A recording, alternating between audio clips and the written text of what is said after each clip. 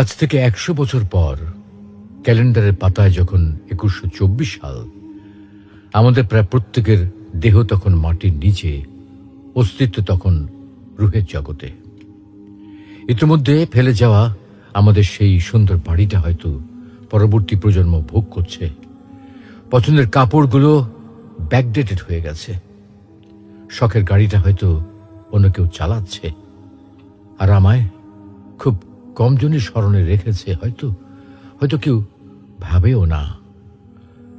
হাতে তাদের সময় নেই, যাদের জন্য এত কিছু করতে করতে নিজের জীবনটাই শেষ করে দিয়েছিলাম।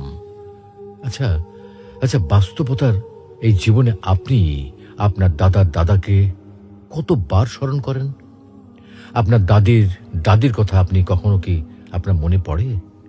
পৃথিবীর বুকে আজকে এই বেঁচে থাকা, এত হইচই, এত মায়া কান্না